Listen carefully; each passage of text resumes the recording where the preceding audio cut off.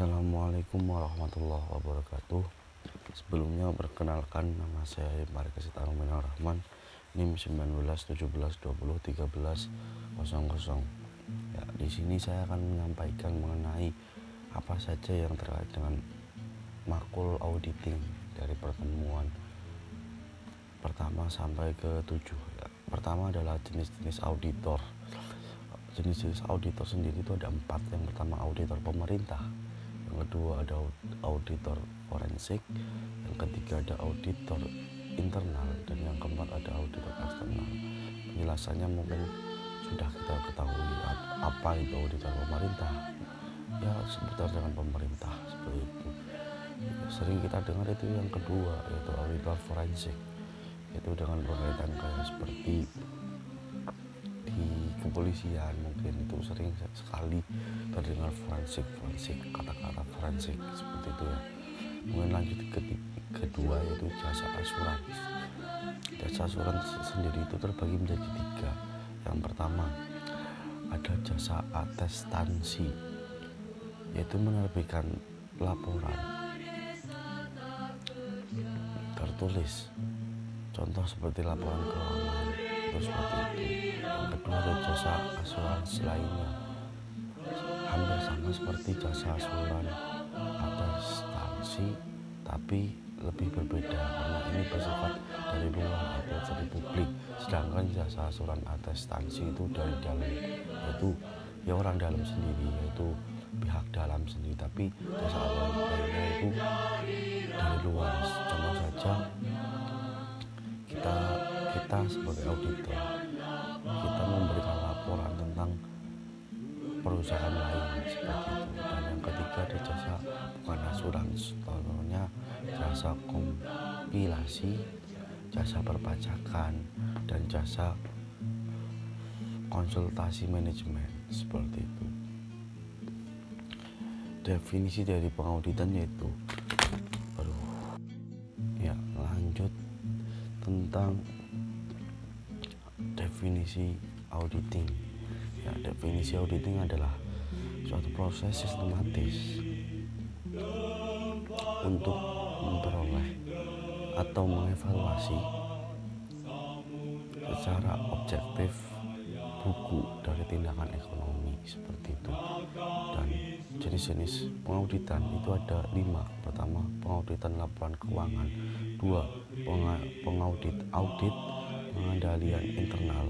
3, audit ketaatan. 4, audit operasional. Dan 5, audit forensik seperti itu. Lanjut tentang standar auditing.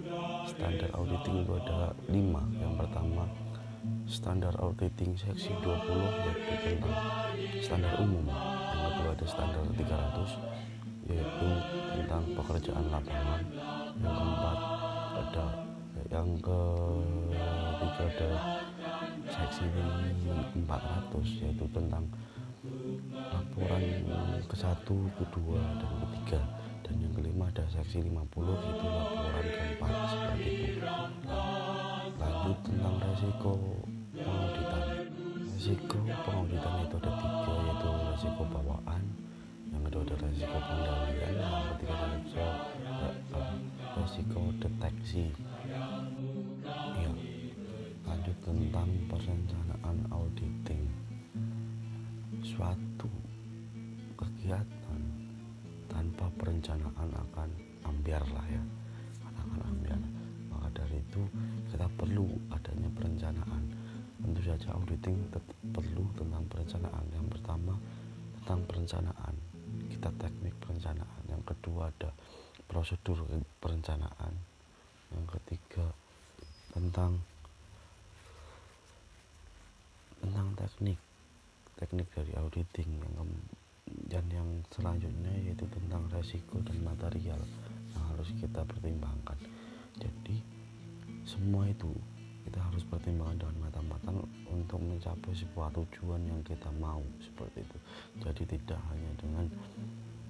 hanya asal kita melakukan auditing, tapi harus dengan perencanaan yang matang. Ya, yang selanjutnya itu bukti dan prosedur auditing. Ya, tujuan auditing yang utama yaitu dengan kita memperoleh hasil tentang suatu laporan keuangan dalam suatu perusahaan ataupun suatu organisasi seperti itu. Sedangkan bukti dari pengauditian itu dengan adanya sebuah laporan keuangan atau buku laporan keuangan ataupun buku akuntansi, dan juga ada juga dari info lainnya, mungkin dari pihak-pihak ketiga yaitu pihak independen ataupun pihak yang lainnya seperti itu. Banyak sekali proses pengauditan yang perlu kita ketahui, mungkin sangat panjang lebar kalau kita benar-benar harus menyampaikannya. Mungkin hanya formal yang bisa saya sampaikan seperti itu. Sebenarnya saat kita melakukan auditing ataupun saat kita melakukan auditor, itu harus benar-benar teliti sampai benar-benar detail, karena ini terkait dengan laporan keuangan ataupun laporan akhir dari sebuah